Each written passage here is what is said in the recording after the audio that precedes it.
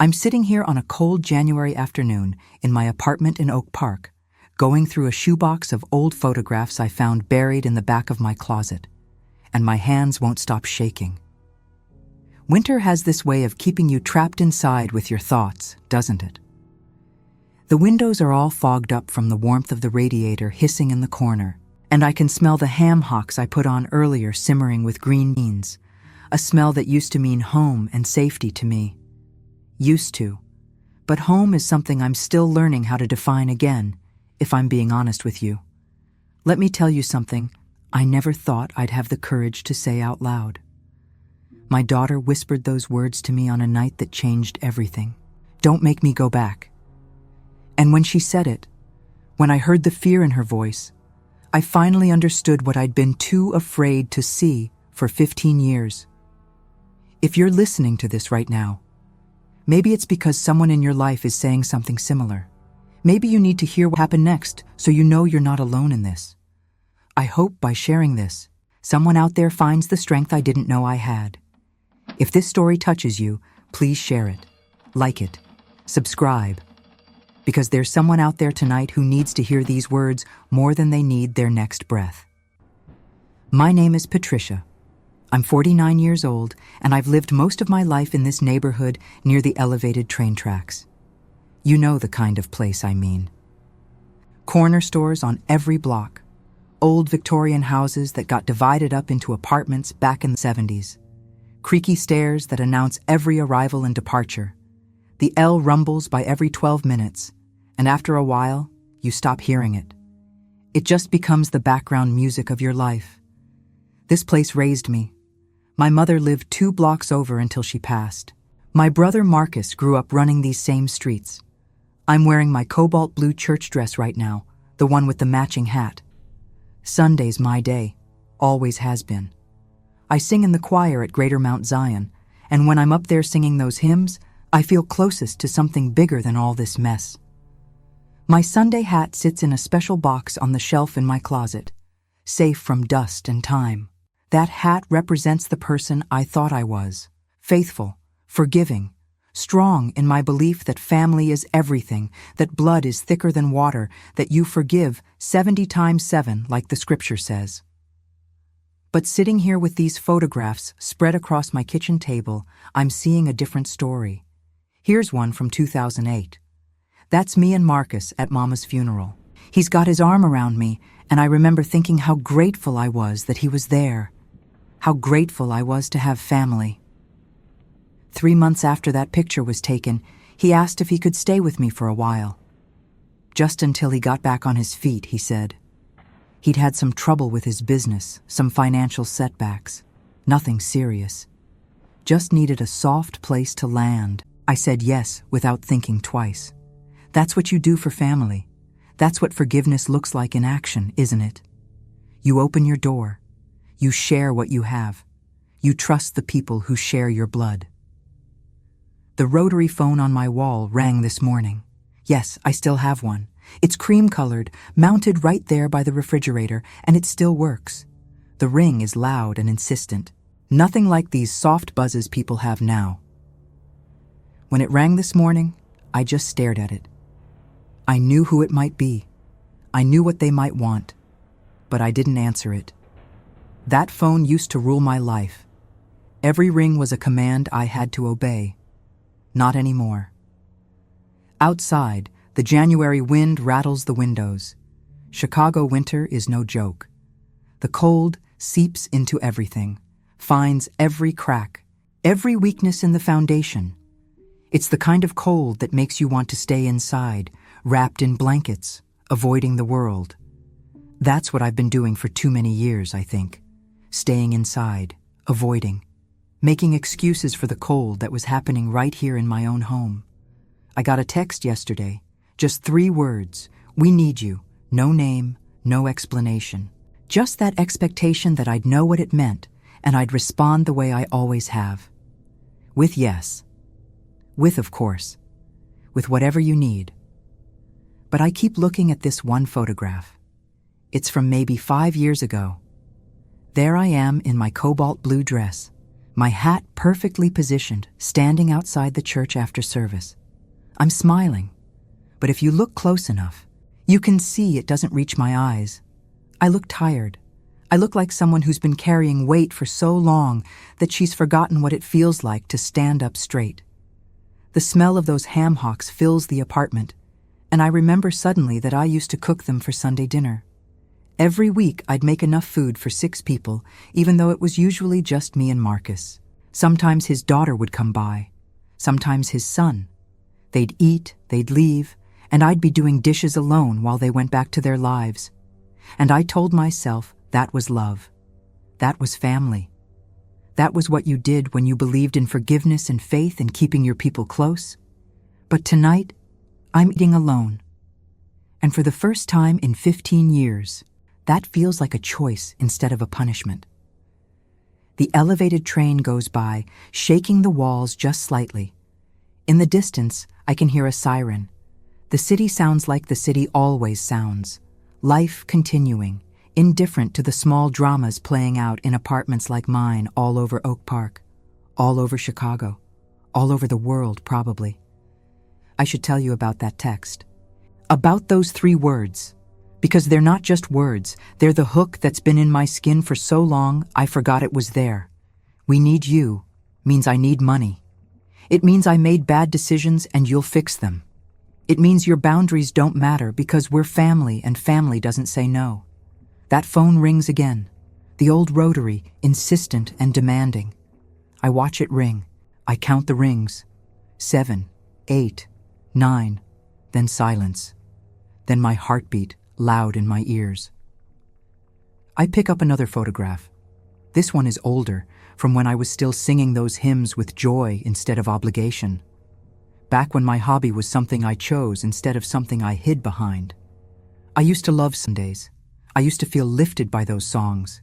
When did they become armor instead of wings? The fog on the windows is thick now. I could write my name in it if I wanted to. I could write help. I could write save me. But who would see it? Who would understand? I'm getting ahead of myself. You need to understand how I got here before you can understand why that whispered plea from my daughter finally broke through. Don't make me go back. 5 words that shattered everything I thought I knew about family, about forgiveness, about what I was supposed to accept in the name of love. Let me start where it really began. Not with the funeral, not with Marcus moving in, but with the day I stopped being Patricia, who chose her life, and became Patricia, who just survived it. I don't remember the exact moment. That's the terrifying thing. It wasn't dramatic. There was no big fight, no clear line crossed. It was just a series of small agreements that added up to me losing everything while I was busy being faithful and forgiving and good. The ham hocks are ready now. I turn off the stove. The silence in the apartment is complete except for the radiator and the distant train and the sound of my own breathing. I'm 49 years old, and I'm just now learning what it means to be free, to say no, to understand that forgiveness doesn't require you to set yourself on fire to keep someone else warm. But I'm getting ahead of myself again. You need to hear the whole story.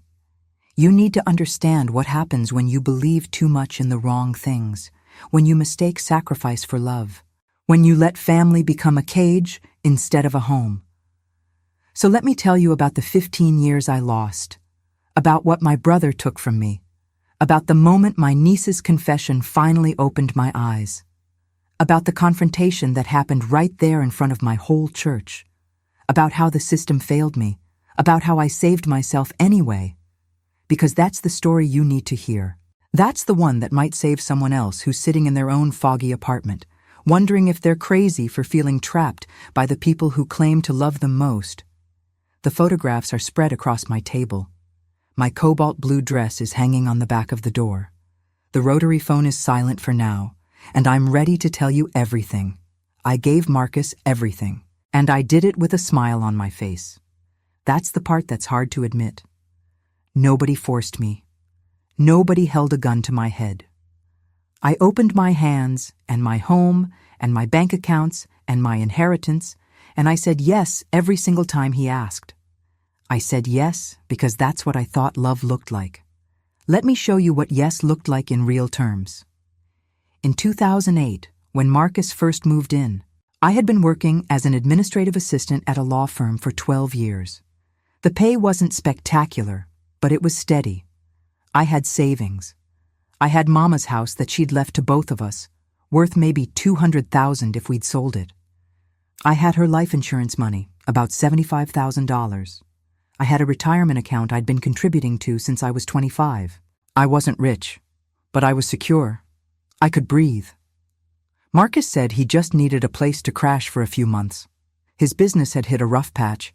He'd made some bad investments. Nothing major, just a temporary setback. Could he stay in my spare room until he figured things out? Of course, I said. You're my brother. That's what family does. 3 months became 6. 6 became a year. By then, he was saying he needed to be on my bank account to help with bills since he was living there. It made sense, he said. He could transfer money more easily. He could help manage things. I worked long hours. Wouldn't it be easier if he could handle some of the household finances? I was tired. I was busy. I was singing my hymns every Sunday and telling myself this was what Christian charity looked like. So I added his name to my checking account. That's when things started to shift in ways I didn't notice at first. Little things. He'd mentioned that the account was low and we needed to be careful, but I knew I'd just gotten paid. He'd say we couldn't afford something I wanted, but then he'd come home with something expensive for himself. When I questioned it, he'd get this look, disappointed, hurt, like I was betraying him by asking. I'd apologize. I'd tell myself I must have been mistaken about the money. I'd make ham hocks and green beans for dinner, and we'd sit at this table and pretend everything was fine. I'd go to choir practice on Wednesday nights and sing about faith and grace, and I'd believe I was living those values. Sundays were my sanctuary. I'd put on my cobalt blue dress and my matching hat from its special box. I'd walk the 3 blocks to Greater Mount Zion with my head high. When we sang, I felt purposeful. I felt connected to something bigger than my shrinking life. The hymns lifted me up, and for 2 hours every week, I remembered who I used to be before I became someone who was always saying yes. But then I'd come home, and Marcus would be on my couch, watching my TV, eating my food, and somehow making me feel like I owed him more. Like I wasn't doing enough. Like being family meant I had to keep giving until there was nothing left. In 2010, Mama's house sold. We split the proceeds, $100,000 each. Marcus said he'd invest his share and help me invest mine, too. He was good with money, he said. He knew people. He could get me better returns than just letting it sit in a savings account. I trusted him. He was the smart one, remember? The successful one. The one Mama always bragged about. If anyone could manage money, it was Marcus. I signed papers I barely read. I trusted my brother more than I trusted my own judgment.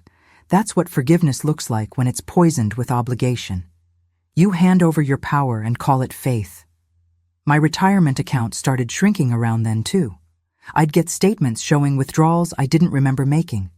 When I asked Marcus about it, he'd say we talked about it. I must have forgotten. I was working so hard, he'd say. I was stressed. Maybe I should take it easier at work. Maybe I should consider cutting back my hours since he was there to help.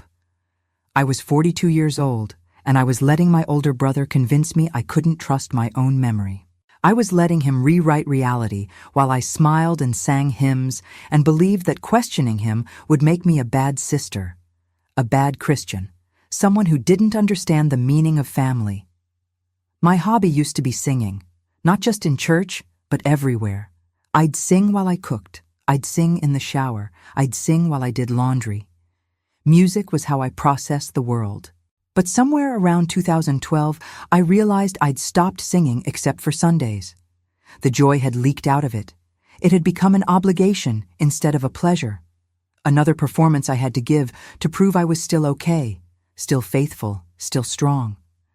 I'd come home exhausted from work, and Marcus would be there with a list of things that needed doing, bills that needed paying, problems that needed solving, and I'd do them. I'd pay them. I'd solve them. And I'd go to bed wondering why I felt so empty when I was giving so much. My niece Shayna started coming around more in those years. Marcus's daughter. She was in college, studying business administration. Smart kid, sharp. She'd sit at this table and we'd talk about her classes, her dreams. She wanted to start her own company someday. She wanted to make something of herself. I'd look at her and remember when I had dreams like that. Before I learned that being the good one meant being the one who sacrificed. Before I understood that forgiveness in my family meant having no boundaries, accepting anything, letting people take and never saying stop. Shayna would sometimes get this look when Marcus was talking about money or investments or what we could and couldn't afford. A look I couldn't quite read. Uncomfortable, maybe. Sad. But when I'd ask her about it, she'd shake her head and change the subject. Now I understand what that look meant. She was watching me lose everything, and she didn't know how to tell me. In 2014, Marcus said we should consolidate our finances completely. It would be simpler, he said, more efficient. We were living together anyway. We were family. Why maintain separate accounts? I hesitated. Something in my gut said no. But he kept pushing. He'd get quiet when I questioned him. Withdrawn. He'd make comments about how I didn't trust him, about how after everything he'd done for me, helping with the house, managing the investments, being there for me, I was treating him like a stranger. The guilt would eat at me. I'd apologize. I'd sign whatever papers he put in front of me. I'd hand over the last pieces of my financial independence and tell myself this was what family meant. This was what my faith required. Forgiveness, trust, unconditional love. I stopped getting statements from my accounts around that time. Marcus said he'd handle it all. He'd keep track of everything. I just needed to trust him. So I did. I went to work, I sang my hymns, I cooked Sunday dinners, and I pretended I didn't notice that my life was disappearing piece by piece. The photograph I'm looking at now is from Easter 2015. There I am, in my blue dress, standing with Marcus and Shayna outside the church. We're all smiling. We look like a happy family. But I remember that day. I remember standing there feeling hollow, feeling like I was performing a role in a play I didn't remember auditioning for. I'd wanted to buy a new dress for Easter that year, something spring-like, something fresh. But Marcus said we couldn't afford it. We needed to be careful with money. So I wore the same cobalt blue dress I always wore, the one that was starting to show its age, and I smiled for the camera and pretended everything was fine. That night, I went home and looked at my old dreams, the ones I'd packed away. I used to think I'd travel someday, maybe take a cruise, see parts of the country I'd never seen. I used to think I'd take singing lessons, maybe join a jazz group or a community choir that performed outside of church. I used to think I'd have options, but I had Marcus to take care of. Marcus who needed me. Marcus who was family. Marcus who I'd been taught to forgive no matter what. I sat in this apartment that winter evening, the cold seeping through these old windows, and I realized I didn't even know anymore what I'd forgiven him for. I'd forgiven so much, so constantly, that it had just become my default state. Acceptance, submission, silence. The rotary phone would ring, and I'd answer it, and it would be one of Marcus's kids. They needed money for something. They needed help with something. Could Aunt Patricia? Would Aunt Patricia? Aunt Patricia always said yes. Aunt Patricia was the reliable one, the forgiving one, the one who would never let family down. I'd hang up that phone, and my hand would shake, and I'd tell myself I was being selfish for feeling resentful. I'd tell myself this was love. This was what family meant. This was what my faith required of me. My mama used to say that family was everything. She'd say that blood was thicker than water, that you stand by your people no matter what. I believed her. I built my whole life on that belief. And I'm sitting here now, at 49 years old, understanding that belief almost destroyed me. The ham hocks and green beans that are getting cold on the stove remind me of all those Sunday dinners, all those meals I cooked for people who ate and left, who took and left, who needed and left. And I stayed here in this apartment with the creaky stairs and the foggy windows, telling myself I was blessed to have family who needed me. But the thing about being needed is that it feels like love right up until you realize you're just useful. You're just convenient. You're just the person who never says no, because saying no would make you the bad guy in a story where you're supposed to be the hero of forgiveness. I look at these photographs and I see a woman who was so busy being good that she forgot to notice she was disappearing. That's what sacrifice looked like for me. Not noble self-denial. Just slow erasure while everyone around me benefited and called it family. The L rumbles by again. The pipes clank, the radiator hisses, and I sit here in my blue dress in this old apartment, finally ready to tell the truth about what forgiveness cost me. Because in 2016, something happened that I couldn't ignore anymore. Something that should have opened my eyes. But even then, even with the evidence right in front of me, I made excuses. I forgave. I stayed silent. Marcus bought a car, a Rolls-Royce Ghost, Arctic white, beautiful machine, pristine. The kind of car that turns heads on every street in Oak Park. I saw it parked outside and I thought someone was visiting. Then Marcus came out with the keys. He'd gotten a good deal, he said. An investment, really. The car would hold its value. It was smart, financially. I stood there looking at that car, that Arctic white Rolls-Royce that probably cost more than I'd made in 3 years, and I thought about my empty savings account. I thought about the retirement fund I couldn't access. I thought about how Marcus had just told me 2 weeks earlier that we needed to be more careful with spending. And I said nothing. I smiled. I congratulated him. I went inside and I cooked dinner and I told myself that he must know something I didn't. He must have some other source of income. It wasn't my place to question him. That's what happens when you've been trained to forgive without boundaries. You learn to doubt yourself before you doubt the people who are using you. You learn to make excuses for behavior you know in your gut is wrong. You learn to silence the voice inside that's screaming, something is very, very wrong here. My neighbor Martha caught me looking at that car one day. I was standing at my window, watching Marcus polish it. The car gleamed like a dream in the winter sun. Martha said, "That's some car. Must be nice to have that kind of money." And I heard myself say, "He's good with investments." Like I was defending him, like I was proud. Martha gave me a look, a long, searching look. Then she said, "Patricia, when's the last time you bought yourself something nice?" I couldn't remember. I literally could not remember the last time I'd spent money on something just for me. Something that wasn't necessary. Something that was just about joy.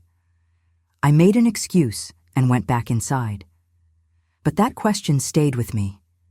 It burrowed into my brain and it wouldn't leave. When was the last time? When was the last time I'd felt like I had permission to want something, to have something, to take up space in my own life? I went to choir practice that Wednesday, and I sang those hymns, and I felt like a fraud.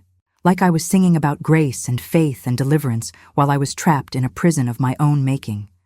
A prison built from my belief that forgiveness meant accepting anything, that family meant having no boundaries, that being good meant being used.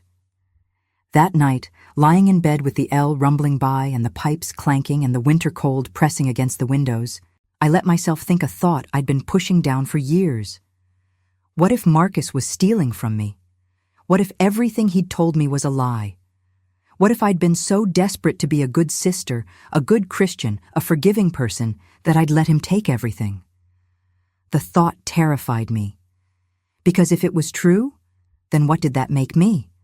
A fool? A victim? Someone who'd been complicit in her own destruction? I couldn't face that. So I pushed the thought away. I told myself I was being paranoid. I told myself doubt was the enemy of faith. I told myself family was everything, and questioning that would make me lose everything. But the seed was planted. And seeds, even when you try to bury them, have a way of growing in the dark. The next few years were a blur of the same patterns: work, church, cooking, cleaning, saying yes, making excuses, watching that Rolls-Royce gleam in the sunlight while I wore the same blue dress I'd been wearing for 10 years, singing hymns on Sunday and feeling emptier with each note. coming home to an apartment that felt less and less like mine. Marcus's kids came by when they needed something. Money for rent, money for a car repair, money for this, money for that. And I'd give it. Or rather, I'd tell Marcus to give it, because by then I didn't even have access to my own accounts. He handled everything. I'd just tell him what was needed and say he'd take care of it. And I'd trust him, because family, because forgiveness, because I'd been trained so well to doubt myself and trust him that it felt natural. Shayna would visit, and she'd get that look again, that uncomfortable, pained look. She'd start to say something, then stop, then change the subject. I'd ask if she was okay, and she'd say yes, but her eyes said no. Her eyes said she was carrying a secret that was killing her. I should have pushed. I should have asked more questions, but I was so deep in my own denial that I couldn't see anyone else's truth. I was too busy maintaining the fiction that everything was fine, that I was blessed, that my sacrifice was noble, that my forgiveness was Christ-like. The rotary phone on my wall became a symbol of everything I'd lost. It would ring with demands disguised as requests. It would ring with needs that somehow always became my responsibility. It would ring and ring and ring, and I'd answer every time because not answering felt like failing, like being the kind of person who turned their back on family. And all the while, my savings disappeared. My inheritance vanished. My retirement account dwindled to nothing. My options narrowed. My life became smaller and smaller until it was just this apartment, this job, this church, this routine. No dreams, no plans, no future that belonged to me. I kept my Sunday hat in its special box on the shelf, pristine and perfect. That hat represented the person I wanted to be, dignified, put together, strong in faith. But the woman who wore that hat was dying inside, disappearing piece by piece, and I was too invested in the story I'd told myself to admit it. By 2019, I was 46 years old, and I had nothing to show for 25 years of work except this apartment that wasn't even fully mine anymore. Marcus had convinced me to put his name on the lease too, just in case. For security, he said. So I'd always have someone to help with rent, he said. And I'd agreed. Because I always agreed. I'd lie awake at night sometimes, listening to the sounds of the city, and I'd feel this weight on my chest, this pressure that made it hard to breathe. I'd think about that Rolls Royce, and I'd think about my blue dress, and I'd think about the ham hocks I'd made that Sunday, and how much food went to waste because people took what they needed and left. And I'd feel something stirring inside me, something that felt dangerous, something that felt like anger. But I'd push it down. I'd tell myself anger wasn't Christian. Anger meant I wasn't forgiving enough. Anger meant I was being selfish. So I'd breathe through it. I'd pray through it. I'd sing through it on Sunday mornings, and I'd pretend that weight on my chest was just fatigue, just stress, just the normal burden of being a good person who took care of family. The thing nobody tells you about being the giving one, the forgiving one, the one who always says yes, is that eventually you forget how to be anything else. You forget that you have permission to want things, to need things, to say no. You become so trained in sacrifice that it feels like your identity. Take away the giving and what's left. That's what terrified me most. Not that I was being used, but that if I stopped being used, I wouldn't know who I was anymore. So I kept going, kept working, kept singing, kept cooking those Sunday dinners, kept answering that rotary phone, kept saying yes, kept believing that this was love, that this was family, that this was what my faith required.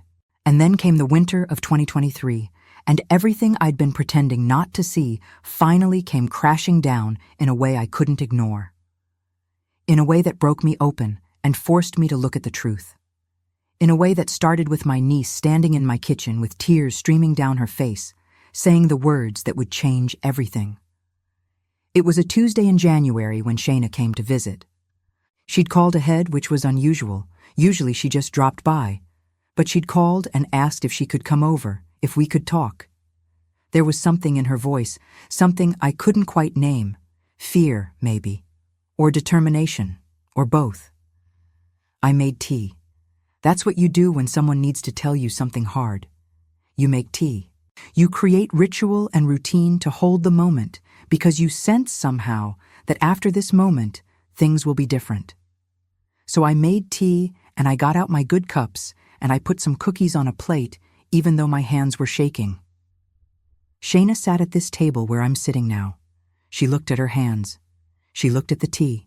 She looked everywhere except at me. And then she started talking. She said, "Aunt Patricia, I need to tell you something. I've needed to tell you for years, but Dad made me promise not to. He said it would hurt you. He said it was better if you didn't know. But I can't keep quiet anymore. I just can't." My heart started pounding.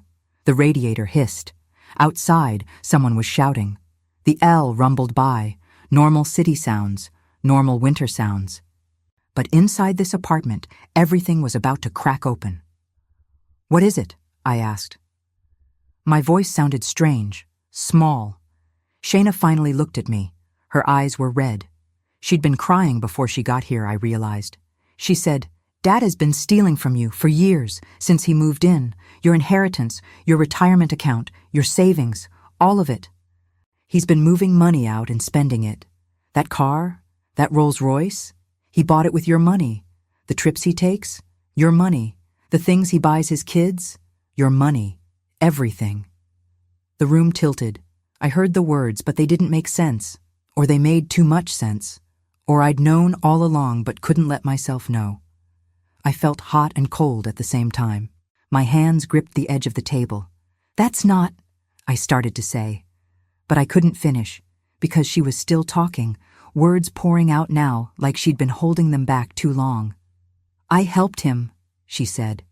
"Not at first. I didn't know. But a few years ago I was helping him with some paperwork, and I saw things. Account statements, transfer records. And I asked him about it, and he said you knew. He said you'd agreed. He said you wanted him to manage everything because you didn't want the stress. And I believed him, because why would I think my own father would lie?" She was crying now, really crying. "But then last year, I was over here and I heard you talking to Martha about not being able to afford new tires for your car, and I knew Dad had just bought a boat. A boat, Aunt Patricia. And I realized he'd been lying. To me, to you, to everyone. And I've been carrying this secret around, and it's been eating me alive." I sat there. I couldn't move, couldn't speak. The confession I'd been waiting years to hear without knowing I was waiting. The truth that explained everything. The answer to every question I'd pushed down, every doubt I'd silenced, every moment I'd felt crazy for wondering if something was wrong. "He took everything," I finally managed to ask. My voice didn't sound like mine. Shayna nodded. "The inheritance from Grandma, the money from the house, your retirement account. He's been forging your signature on documents. He has power of attorney. He controls everything. You have almost nothing left, Aunt Patricia, and I've been watching it happen and saying nothing because I didn't want to betray my father. But I can't let him take anything else from you. I just can't." The room was very quiet. I could hear my own heartbeat. The fog on the windows seemed to press inward. I stood up. I didn't mean to. My body just moved. I walked to the counter. There was a glass there, one of my good glasses. I picked it up, and then I threw it. I don't know why. I'm not a violent person. I don't throw things. But in that moment, holding that glass, I felt 15 years of suppressed rage surge up through my body like electricity. I threw it at the kitchen tile, and it shattered. Pieces scattered everywhere. The sound was shocking, final. I stared at the broken glass. Shayna stared at it. For a long moment, neither of us moved. Then I sank down to the floor, right there in my kitchen, surrounded by broken glass, and I started crying. Not gentle tears. Harsh, ugly sobs that came from somewhere deep.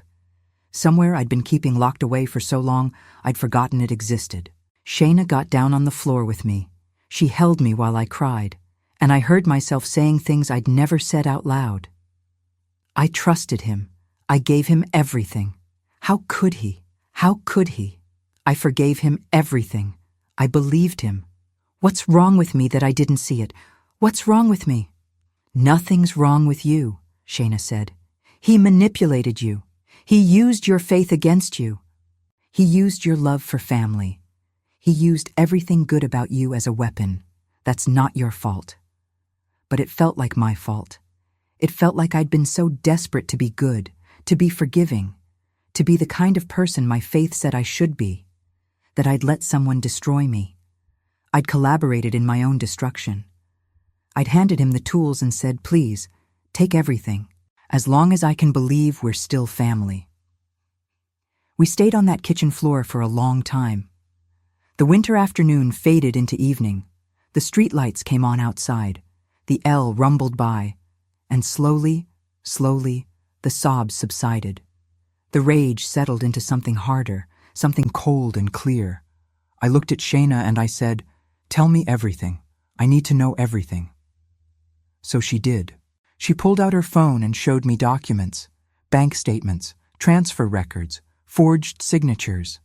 A power of attorney I'd supposedly signed, but never remembered signing. Evidence of years of theft, of manipulation, of systematic financial abuse disguised as family care. She showed me the Rolls-Royce title. My name wasn't on it, but my money had bought it. She showed me property records. Marcus owned 2 rental properties now, both purchased with funds from accounts that were supposed to be mine. She showed me credit card statements, trips to Vegas, shopping sprees, expensive dinners at restaurants I'd never been to. He'd taken everything and spent it on himself and his kids, while I ate ham hocks and beans in a drafty apartment and wore a 10-year-old blue dress to church every Sunday. While I said yes to everything and sacrificed everything and believed I was being Christ-like. The evidence was overwhelming, undeniable. And as I looked at it, as I saw my own forged signature on document after document, I felt something inside me shift, something fundamental. The belief that had held my whole life together, the belief that family and forgiveness were the highest values, cracked down the middle. What do I do? I asked Shayna. How do I fix this? I don't know, she said, but I'll help you, whatever you need. I'll testify, I'll sign statements, I'll do whatever it takes. We sat in my kitchen until late that night, making plans. Well, trying to make plans, because the truth is, I had no idea where to start. How do you fight back against your own brother? How do you prove financial abuse when you've signed papers giving him control? How do you even begin to untangle years of manipulation? After Shayna left, I sat alone in the dark apartment. The broken glass was still scattered on the floor. I should clean it up, I thought, but I couldn't move. I just sat there, looking at those pieces, thinking about how perfect the glass had been before I broke it, how it could never be whole again, how some things once broken change forever. The rotary phone rang. I stared at it. 7 rings, 8, 9, then silence. I knew who it was. I knew what they wanted. And for the first time in 15 years, I felt something other than obligation when that phone rang. I felt fury, cold, clear, righteous fury. That night, I didn't sleep. I lay in bed and I thought about everything I'd lost. Not just money, though that was real, but time, dreams. The person I might have been if I hadn't been so busy being the forgiving one, the reliable one, the one who never said no. I thought about that Rolls-Royce, and I thought about my savings account with maybe $300 in it. I thought about my retirement that was gone. I thought about what it would be like to be 70 years old with nothing, and I made a decision. I didn't know yet what I was going to do, but I knew I was done. Done forgiving, done accepting. Done believing that family meant accepting abuse. Done sacrificing myself on the altar of other people's expectations. The fog on the windows had cleared by morning. The winter sun came up cold and bright. I got dressed for work, but I didn't go. Instead, I sat at this table and I looked at those photographs one more time. All those years, all those smiles that didn't reach my eyes. All those Sunday dinners and choir practices and blue dresses and beliefs that had nearly destroyed me. Then I did something I'd never done before. I took that shoebox of photographs and I put it in the closet. Not thrown away, not destroyed, but put away, out of sight. Because I couldn't move forward if I kept looking back at who I used to be, at what I used to believe, at all the ways I'd failed to protect myself. Martha knocked on my door that afternoon. She had soup, like she always did when she sensed something was wrong. We sat at my table, and I told her everything. The whole story. The betrayal, the theft, the 15 years of manipulation. I expected her to be shocked, but she just nodded slowly. "I wondered," she said. "I've watched you give and give and give, watched you get smaller, watched that man get bigger, flashier, while you wore the same dress every Sunday. I wondered." "Why didn't you say something?" I asked. "Would you have listened?" she said gently. "You had to see it yourself. People always have to see it themselves." She was right. If anyone had told me a year ago, 6 months ago, even a week ago what Marcus was doing, I wouldn't have believed them. I would have defended him, made excuses, found reasons why they were wrong. Because believing them would have meant admitting I'd been a fool, that I'd wasted years, that my faith and forgiveness had been weaponized against me. "What are you going to do?" Martha asked. "I don't know," I said, "but I'm done. I'm done with all of it." "Good," she said. "It's about time." Over the next few weeks, I lived in this strange state, going through the motions, going to work, going to church. But everything felt different. I felt different. Like I'd been sleepwalking for 15 years and I'd finally woken up. The world looked sharper, clearer, harsher. Marcus noticed something was off. He'd ask what was wrong, and I'd say nothing. He'd try to get me to engage in our usual patterns, make our usual plans, fall into our usual routines. But I couldn't. I felt like I was watching him through glass, seeing him for the first time. This man who'd stolen everything from me while claiming to love me. This man I'd called family. I started doing research. Late at night, on my laptop, I'd search for information about financial abuse, about elder abuse, about what options I had. The more I learned, the more horrified I became. Not just about what had happened to me, but about how common it was. How many people, especially women, especially people of faith, got caught in the same trap I'd been in, believing that family and forgiveness meant accepting anything. That saying no meant being selfish or cruel or unchristian. The U.S. Department of Justice had pages about guardianship abuse, about how vulnerable seniors are, about how the system often fails to protect them. The WHO had statistics that made my blood run cold. Nearly 16% of seniors in communities suffer abuse every year. 16%. That's millions of people. Millions of people sitting in apartments like mine, wondering if they're crazy, if they're ungrateful, if they're wrong to feel used and manipulated by the people who claim to love them. I wasn't alone. That realization hit me like a physical thing. I wasn't alone. I wasn't crazy. I wasn't wrong. What was happening to me had a name: financial abuse, elder abuse. It was real. It was documented. It was happening right now to countless others. But knowing that didn't tell me what to do about it. The websites talked about reporting abuse, about pressing charges, about legal remedies. But they also talked about how hard it was to prove, how family members often got away with it because the victim had consented to things, how the legal system moved slowly, how expensive lawyers were, how victims often ended up with nothing even if they won. I felt trapped. Awake now, aware now, but still trapped. Because what was I going to do? Take my own brother to court? Air all our family business in front of strangers? Destroy what was left of our family? And even if I did, even if I went through all that, would I get anything back? Or would I just lose more time, more energy, more of myself fighting a battle I couldn't win? Those questions paralyzed me for a while. I'd sit in this apartment and stare at that rotary phone and think about all the times I'd answered it, all the times I'd said yes, all the times I'd put everyone else's needs before my own.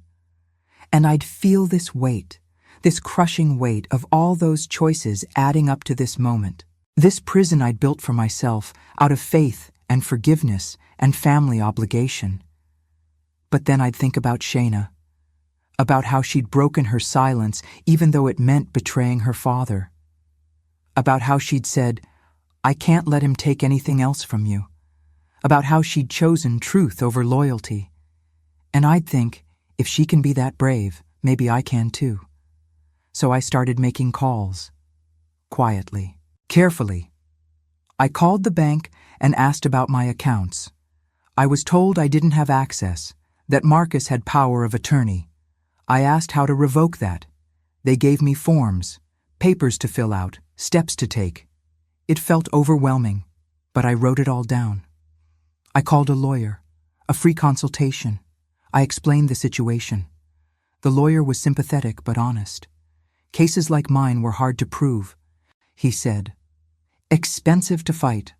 Most people didn't get their money back. But I could revoke the power of attorney. I could close accounts.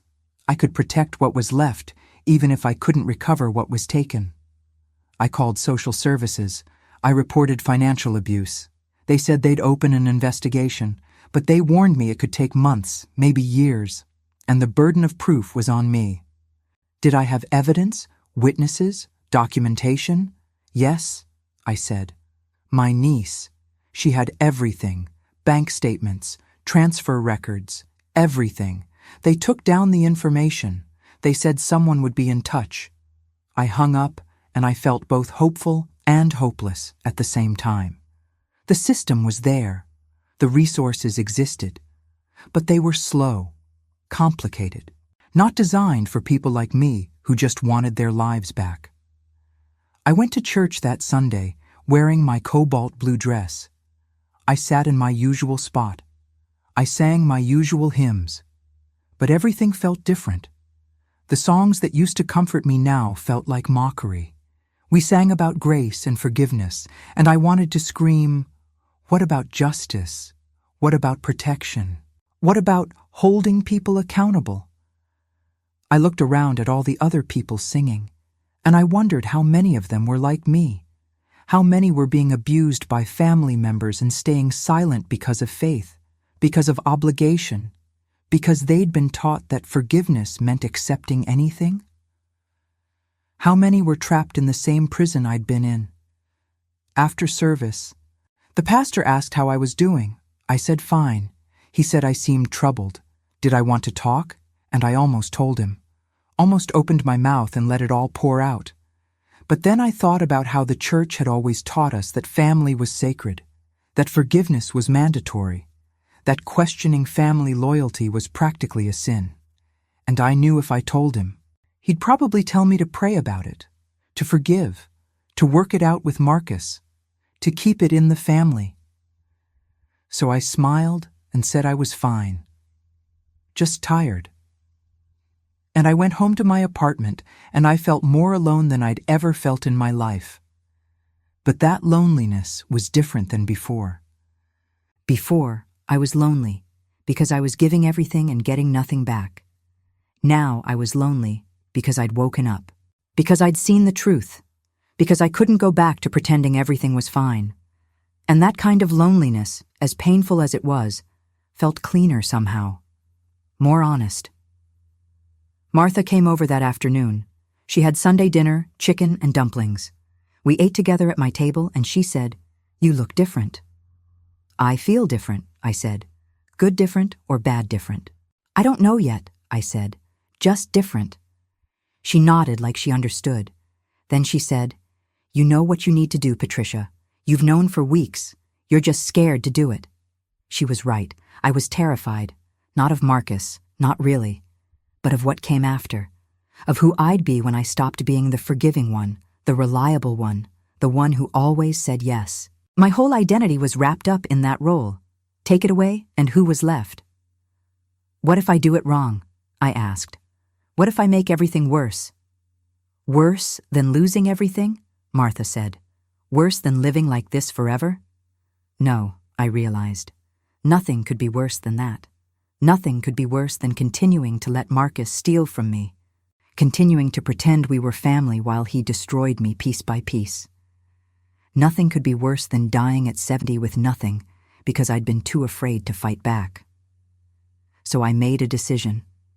I wasn't going to wait for lawyers or investigations or the slow wheels of justice. I was going to start protecting myself right now. Today, this moment. On Monday morning, I didn't go to work. I called in sick. Then I went to the bank with all the paperwork the lawyer had given me. I sat down with a manager and I revoked Marcus's power of attorney. I closed our joint accounts. I opened new ones in just my name. I changed passwords. I changed security questions. I put freezes on my credit. It took hours. The bank people were sympathetic but careful. They had procedures. They needed documentation. They needed signatures and ID and proof that this was really what I wanted. And the whole time, I kept expecting Marcus to somehow know, to show up and stop me, to talk me out of it the way he talked me into everything else. But he didn't. I did it all without him knowing. And when I walked out of that bank with new account numbers and new access codes, I felt something I hadn't felt in years. Control, not over everything, not over what had already been taken, but over what happened next, over what I had left, over my own life. The next step was harder. I had to go home. I had to face Marcus, and I had to do it knowing I couldn't tell him what I'd done. Not yet, because I needed time to move more pieces around, time to secure what was left, time to prepare for the confrontation I knew was coming. So I went home and I acted normal. I made dinner. I answered his questions about my day with vague responses. And when the rotary phone rang, when one of his kids called needing something, I said I couldn't help. I had my own expenses this month. I was sorry. Marcus got quiet. That dangerous quiet he got when things didn't go his way. He said, "Since when do you tell family no?" "Since now," I wanted to say.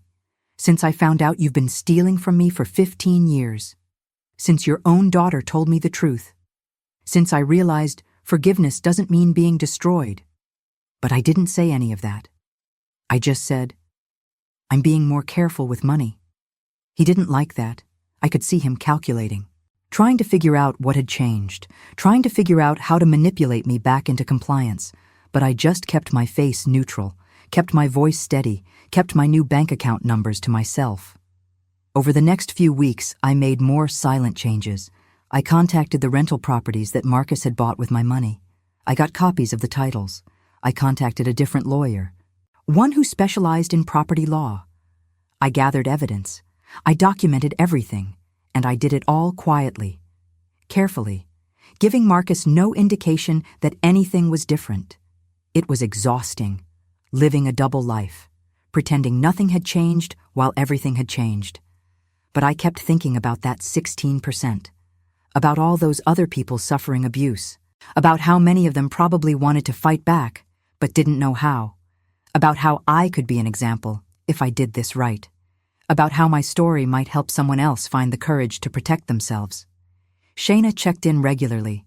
She'd text me asking if I was okay, if I needed anything. I'd tell her I was taking steps, making changes, that I'd tell her more soon. She trusted me. And that trust, that support from her, gave me strength when I wanted to give up. Because there were moments I wanted to give up. Moments I wanted to just accept what had happened and move on. Moments I thought, what's the point? The money's gone. I can't get it back. Why keep fighting? But then I'd think about that Rolls Royce, about Marcus living large on my sacrifice, about how he'd stolen from me and then made me feel guilty for noticing. And the anger would return, cold and clear and sustaining. Martha became my anchor during those weeks. She'd come over and we'd sit at my table and I'd tell her about the steps I was taking. She'd nod and say, "Good, keep going." She never once suggested I should reconsider, never once said maybe I was being too harsh. She just supported me, believed me, validated that what I was doing was right and necessary. I stopped going to choir practice. I told them I needed a break, that I was dealing with some personal things. The choir director said she understood, but I could tell people were concerned. I could tell they were wondering what was wrong with Patricia, who'd never missed a practice in 15 years. Let them wonder, I thought. Let them gossip. I don't care anymore. I kept going to Sunday service, though. I'd sit in that pew in my blue dress and I'd look around at all those people who'd watched me for years, who'd watched me serve and give and sacrifice, who'd probably thought I was such a good Christian woman, such a forgiving person, such a model of faith. And I'd think, you have no idea. None of you have any idea what's really happening. The pastor gave a sermon one Sunday about the parable of the prodigal son, about how we should welcome back those who've wronged us, about how forgiveness is central to faith. And I sat there feeling my jaw clench, feeling that rage rise up again, because that parable was about someone who acknowledged their wrong, who asked for forgiveness, who changed. It wasn't about someone who kept stealing, kept lying, kept using faith as a weapon against you. But I stayed silent, sang my hymns, went home, because I wasn't ready yet for the confrontation. I still had work to do, still had pieces to move, still had things to secure. By late February, I was ready. I'd revoked his access to everything. I'd documented every theft. I'd secured legal counsel. I'd gathered my evidence. And I'd chosen the time and place for the confrontation. Not at home. Not in private where he could manipulate me. But somewhere public. Somewhere with witnesses. The first Sunday in March, I wore my cobalt blue dress to church like always. But this time felt different. This time I knew it would be the last time I wore this dress to this church. The last time I sang these hymns with these people. The last time I pretended everything was fine. After the service, there was a fellowship dinner in the church basement.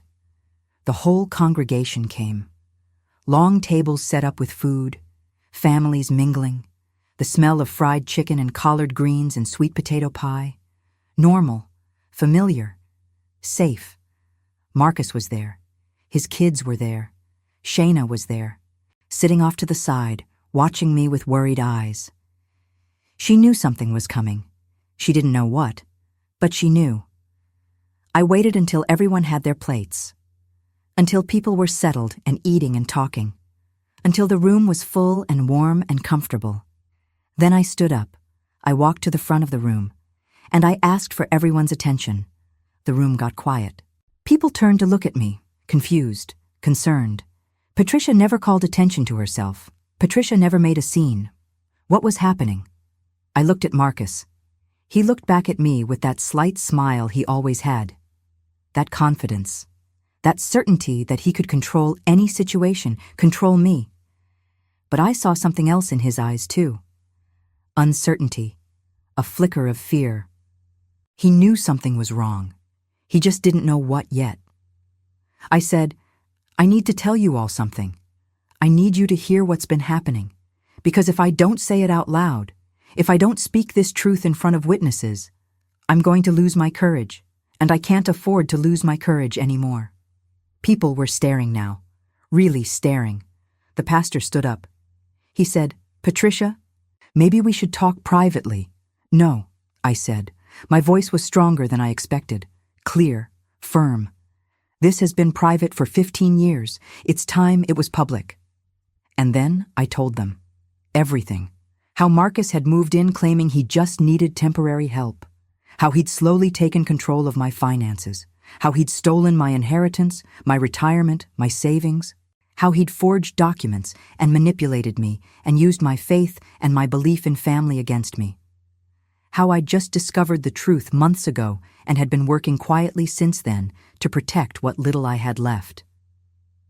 I told them about the Rolls-Royce bought with my money while I wore the same dress for a decade. I told them about the rental properties purchased with funds that should have been mine. I told them about 15 years of abuse disguised as family care. And I told them I was done. Done forgiving, done accepting, done pretending this was normal or acceptable or something I had to endure in the name of faith. The room was silent. You could hear the radiators, the sound of traffic outside, someone's phone buzzing, but nobody spoke. They just stared. At me, at Marcus, at each other. Marcus stood up. His face was red. He said, That's a complete misunderstanding. Patricia, you're confused. I'm not confused, I said. I have documentation. I have bank records. I have witnesses. Your own daughter is one of them. Everyone turned to look at Shayna. She stood up slowly. She looked at her father and she said, It's true. All of it. I'm sorry, Dad, but it's true. The betrayal on his face would have hurt me once, but now I felt nothing. Just cold clarity. Just determination to finish what I'd started. The pastor tried to mediate. He suggested we all pray together, that we work this out privately, that we remember we were family, and faith meant forgiveness. But I shook my head. Forgiveness doesn't mean accepting abuse, I said. Forgiveness doesn't mean having no boundaries. Forgiveness doesn't mean letting someone destroy you because they're family. I'm done with that version of faith. I'm done with that version of forgiveness. I'm taking back my life. I looked at Marcus one last time. I said, You are not welcome in my home anymore. You have no access to my accounts. You have no power over me. If you contact me, if you come near me, I'll get a restraining order. This is over. Then I took off my Sunday hat. That special hat I'd kept safe in its box for so many years, and I set it down on the table in front of me. I didn't need it anymore. Didn't need to protect it. Didn't need to protect the image of the person I'd thought I should be. I walked out of that church basement. Martha followed me. Shayna followed me. A few other people followed me. Not everyone. Some stayed with Marcus. Some stayed with the pastor who was trying to restore order. But enough people followed me that I knew I wasn't alone. That I wasn't wrong. That what I'd done was right and necessary and brave. We stood outside in the March cold. The winter was ending. Spring was coming. And I felt something shift inside my chest. That weight I'd been carrying, that pressure that had made it hard to breathe for so long, it lifted. Just a little. Just enough that I could take a full breath for the first time in years. That was incredible, Shayna said. She was crying. That was the bravest thing I've ever seen. It was terrifying, I said. And then I laughed, because it was terrifying and I'd done it anyway. I'd stood up in front of my whole community and I'd told the truth. I'd chosen myself over family. I'd chosen justice over forgiveness. I'd chosen freedom over fear. We went to Martha's apartment. She made coffee. We sat around her table and we talked about what came next. Legal options, protective orders, how I'd live now that I'd burned this bridge, whether I'd keep going to that church or find a new one, whether I'd stay in this neighborhood or move somewhere else. I didn't have all the answers, but I had something more important. I had agency, I had choice, I had control over what happened next. And that was more than I'd had in 15 years. Marcus tried to call that night. The rotary phone rang and rang. I let it ring. I stood there watching it, that cream-colored phone on the wall, and I thought about all the times I'd answered it, all the commands I'd obeyed, all the demands I'd met, and I let it ring until it stopped. He tried to come by the next day. I'd changed the locks. He couldn't get in. He stood outside and yelled. He said I was crazy, that I was making a mistake, that I'd regret this. That family was everything, and I was destroying it. The neighbors watched. I didn't care. I stayed inside until he left. The police came by a few days later. Marcus had filed a report. He claimed I'd taken money from him, that I was confused, that I needed help. They asked me questions. I showed them my documentation. I showed them the evidence of the theft. I showed them the reports I'd already filed. They listened. They took notes. They said they'd be in touch. Nothing came of it. No charges were filed against Marcus. The legal system that was supposed to protect me basically shrugged. It was a family matter, they said. It was complicated, they said. These things were hard to prove, they said. Maybe I should pursue civil action if I really felt wronged, they said. I'd known it would go this way. The research I'd done had prepared me. But it still hurt. It still felt like betrayal. The system that was supposed to help victims of abuse couldn't help me. Or wouldn't. Because my abuser was my brother. Because I'd signed papers, even if I didn't understand what I was signing. Because proving financial abuse by family members is nearly impossible.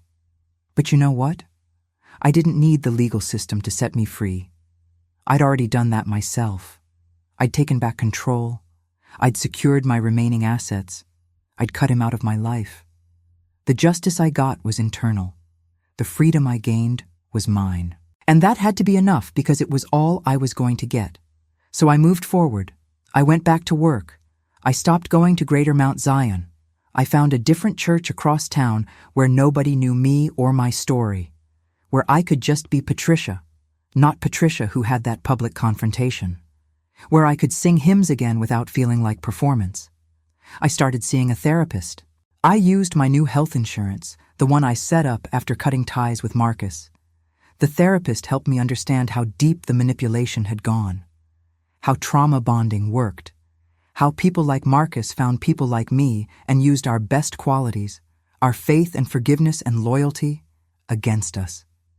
I cried a lot in those sessions, grieved for the years I'd lost, the money I'd never get back, the person I might have been. But I also started to heal, to understand that what happened wasn't my fault, that I wasn't stupid or weak or gullible. I was someone with strong values who'd been targeted by someone who knew how to exploit those values. I started writing, just journaling at first, trying to make sense of it all. But then I started writing my story. The whole thing, from Marcus moving into the confrontation at church to starting over at 49. I wrote it because I needed to get it out, but also because I thought maybe it could help someone else. Maybe someone else was sitting in their apartment right now wondering if they were crazy, if they were wrong, if they should just keep forgiving and accepting and sacrificing. And maybe my story could tell them, no, you're not crazy, you're not wrong, you deserve better. Spring came. The fog on the windows cleared, the radiator stopped its constant hissing. I opened the windows and let fresh air in for the first time in months. The apartment that had felt like a prison started to feel like mine again. I packed up the things that reminded me of Marcus, not throwing them away, not yet, but putting them somewhere I didn't have to see them every day. I started doing something I'd always wanted to do but never had time for. I started painting. Just simple things at first. Watercolors, flowers, abstract shapes. But it felt good to create something, to make something beautiful, to use my hands for something other than cooking and cleaning and serving. Martha would come by and look at my paintings and say, "These are good, you should show them somewhere." I'd laugh and say maybe someday. But the truth was, I didn't care if anyone else saw them. I was painting for me, creating for me, taking up space in my own life for me. I started thinking about moving. Not out of Oak Park. I loved this neighborhood, but to a different apartment. One that was just mine. One where Marcus had never lived. One with a balcony maybe, where I could put plants. Where I could sit outside on spring mornings with coffee and watch the city wake up. I went to look at a place in May. Smaller than my current apartment, but brighter. Second floor. A balcony that got morning sun. I stood on that balcony and looked out at the trees and the street below, and I thought, I could be happy here. I could start over here. I could become whoever I want to be here. The landlord asked for references. I gave Martha's name. I gave my employer. I gave my new church's number. People who knew the current me, not the old me. People who'd seen me stand up for myself. People who'd witnessed my rebirth. I got the apartment, signed the lease, gave notice at my current place, started packing, and as I packed, I felt lighter with each box, like I was literally packing up the old life and preparing space for a new one. Shayna helped me move. We hired a truck and we moved everything in one day. The new apartment echoed at first, boxes everywhere, nothing in its place yet. but it felt clean, fresh, mine. I didn't bring the rotary phone. I left it hanging on the wall of the old apartment. Let the next tenant decide what to do with it. I was done with that phone, done with what it represented, done with being available to anyone who demanded my time or money or energy. I got a new phone number. Didn't give it to anyone from the old life except Shayna and Martha and a few other people I trusted. Started over with a clean slate. No history, no obligations, just possibility. The first night in my new apartment, I sat on the balcony even though I didn't have furniture out there yet. I sat on the concrete and I looked at the stars, what few you can see in Chicago with all the light pollution. And I thought about that 16%, about all those people suffering abuse right now, about how many of them probably felt like I'd felt, trapped, confused, guilty for even questioning whether what was happening was wrong. And I thought about what I wanted to say to them, what I wished someone had said to me 15 years ago. When the system fails you, and it will, you have to become your own system. You have to create your own justice. You have to protect yourself even when nobody else will. That's not what we're taught. We're taught to trust authority, to report abuse and let the system handle it, to have faith that good will triumph and evil will be punished. But the reality is messier. The reality is that abuse by family members often goes unpunished legally. The reality is that the burden of proof is on the victim. The reality is that the system is slow and complicated and often ineffective. So what do you do when the system fails you? You start making quiet changes. You revoke access. You secure your assets. You document everything. You find allies who believe you. You stop waiting for permission or validation from the people who should be protecting you. You protect yourself, and you forgive yourself for not seeing it sooner, for believing too much, for trusting too much, for being the kind of person who could be manipulated this way.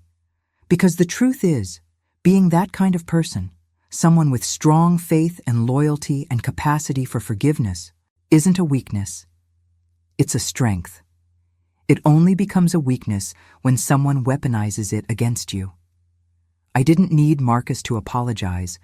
I didn't need him to pay me back. I didn't need legal justice or public vindication.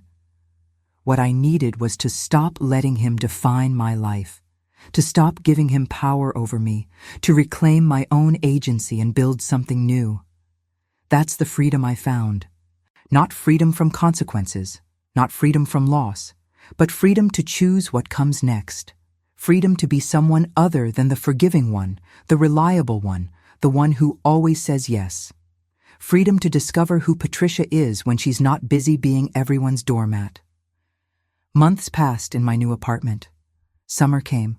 I filled the balcony with plants like I'd always wanted. Tomatoes, herbs, flowers. I'd sit out there in the mornings before work, and I'd water them, and I'd feel proud. These were mine. I'd grown them. Nobody had given them to me or taken them from me. They existed because I'd made them exist. I kept painting. My little watercolors turned into bigger pieces, acrylics. I'd paint on weekends and I'd lose myself in the colors and the brushstrokes. I wasn't good at it yet. Maybe I never would be. But it didn't matter. It made me happy. And happiness, I was learning, didn't require permission or approval or validation from anyone else. I made new friends at my new church, people who didn't know my story, who just knew me as Patricia, who sang in the choir and had a nice smile and showed up to potlucks with good food. I didn't tell them about Marcus right away. Maybe I never would. Maybe that story was something I'd keep private now that I'd told it once in public. But I did start volunteering at a women's shelter, helping people who were leaving abusive situations. I'd listen to their stories and I'd see my own story reflected back. Different details, different abuses, but the same core experience of being trapped by someone who claimed to love you, of losing yourself piece by piece, of wondering if you were crazy for feeling used and manipulated. And I'd tell them what I wished someone had told me. That the system might fail them, that justice might not come in the form they expect. that they might have to save themselves, but that they could, that they had the strength, that choosing themselves wasn't selfish, that boundaries weren't betrayal, that forgiveness didn't require accepting ongoing abuse. Some of them listened. Some of them weren't ready to hear it yet. I understood. I'd been there. I'd had people try to tell me the truth about Marcus, and I'd defended him. You have to be ready. You have to see it yourself. Nobody can force that awakening. I kept writing too, expanding my story, turning it into something more than just my personal experience, researching statistics, learning about the scope of the problem, understanding that what happened to me was part of a larger pattern of abuse that particularly targeted older people, women, people of faith, people who'd been taught that family was everything. I learned that the U.S. Department of Justice recognizes guardianship abuse as a serious problem, that there are thousands of cases every year, that the systems meant to protect vulnerable adults are overwhelmed and underfunded and often ineffective, that it's not just me, it's an epidemic. I learned that the World Health Organization estimates nearly 16% of seniors in communities suffer abuse every year. 16%, 1 in 6. Those aren't fringe numbers, that's mainstream. That's happening right now in every neighborhood, in every church, in every community. And I thought about how much suffering could be prevented if we talked about this more. If we stopped treating family abuse as a private shame and started treating it as a public health crisis. If we stopped insisting that forgiveness meant accepting anything and started teaching that boundaries are healthy and necessary. If we stopped putting the burden entirely on victims to prove abuse and started taking seriously the patterns and the power dynamics and the manipulation. By fall, I'd been in my new apartment for 6 months. I'd adjusted to the new routines, the new church, the new friend group, the new version of myself. I still had moments of grief, moments where I'd think about what I'd lost and I'd feel that weight in my chest again. But they were fewer now, less consuming. I ran into Marcus's son at the grocery store one day. He saw me and he looked away quickly, pretended he didn't see me. I watched him hurry down a different aisle and I felt nothing. No anger, no sadness, no desire to chase him down and make him acknowledge me. Just nothing. He was a stranger now. They all were. The L still rumbled by. The radiators still clanked. The seasons still changed. But I was different. Fundamentally different. I'd died in that old apartment and been reborn in this new one. And the person I'd become was stronger, clearer, more herself. I started dating. Nothing serious. Just coffee dates, getting to know people, remembering how to talk to someone who wanted to know me, not what I could give them. It was awkward at first. I'd been out of practice for so long, but it was also exciting. Possibility, choice. The freedom to say yes or no based on what I wanted, not on what I owed anyone. One evening in late October, I was sitting on my balcony. The plants were dying back for winter. I'd harvest the last of the tomatoes soon. The air had that crisp feeling that Chicago gets in fall. The smell of someone's wood stove, the sound of kids playing in the street below. My phone rang, my new phone. A number I didn't recognize. I almost didn't answer. But something made me pick up. It was a woman. She said she'd heard about me through the women's shelter. She was going through something similar. Financial abuse by her adult children. She didn't know what to do. She felt trapped, crazy, like she was the problem. Could I talk to her? We talked for 2 hours. I told her my story. She told me hers. Different details, but the same bones, the same patterns, the same manipulation, the same use of family and faith and forgiveness as weapons. And I told her what I'd learned, about making quiet changes, about becoming your own advocate, about not waiting for the system to save you. She cried. She thanked me. She said she'd felt so alone. She'd thought she was the only one. She thought there was something wrong with her. And hearing my story, hearing that she wasn't alone, that gave her courage to start taking steps to protect herself. After we hung up, I sat on my balcony and I cried too. But they were different tears than I'd cried before. Not grief tears, not rage tears. Something else. Relief, maybe. Purpose. The understanding that what I'd been through, as painful as it was, could mean something, could help someone else, could prevent someone else from losing 15 years like I had. That's when I knew I had to finish writing my story, had to share it, not for me, for that woman, for all the other women and men out there right now sitting in their apartments, feeling trapped, feeling crazy, feeling alone. They needed to hear that they weren't alone, that what they were experiencing had a name, that they could survive it, that they could thrive after it. So I wrote. I wrote for days, weeks. I wrote everything: the betrayal, the discovery, the collapse, the rebirth, the confrontation, the aftermath, the lessons, the statistics, the brutal truth about how the system fails and what you do when it does.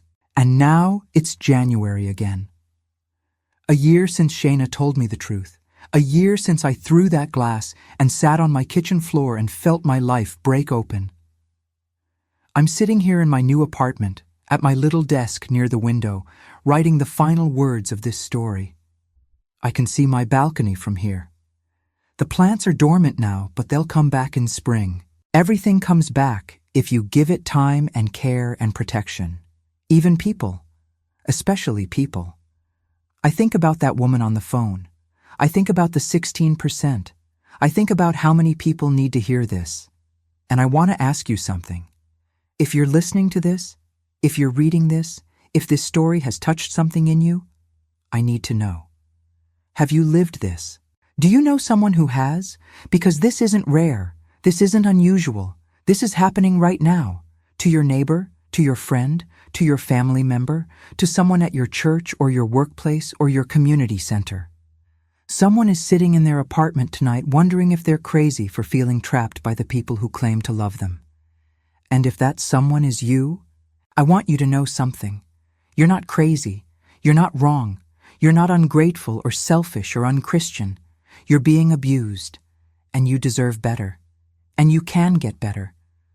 But you might have to save yourself because the system probably won't. Start making quiet changes today. Revoke access. Secure your assets. Document everything. Find your allies. Stop waiting for permission. Protect yourself. And if you know someone going through this, believe them. Support them. Don't tell them to forgive and forget.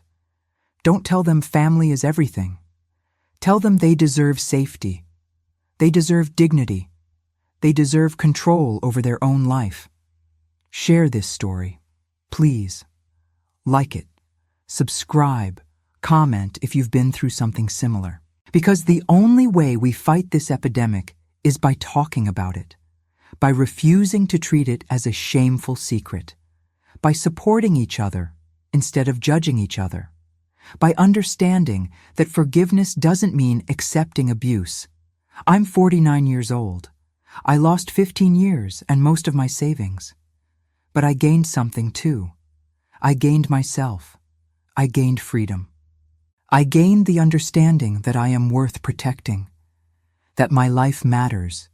That my choices are mine to make.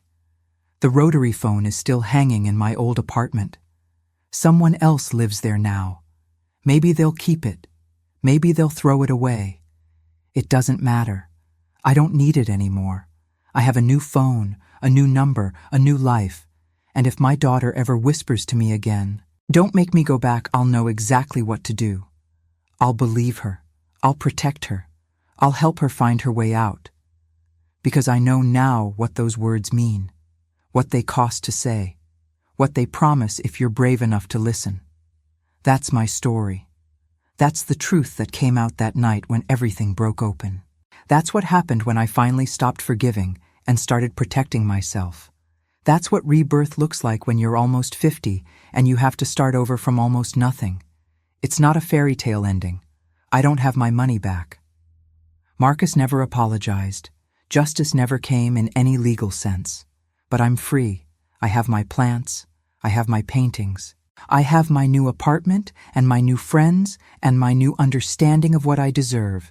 And that's enough. It has to be enough. Because it's all we get. This one life. These limited years. And I'm not spending any more of them being someone's doormat in the name of faith and family and forgiveness. I'm Patricia. I'm 49. I'm free. And if you need permission to save yourself too, I give it to you. Save yourself, please, before there's nothing left to save.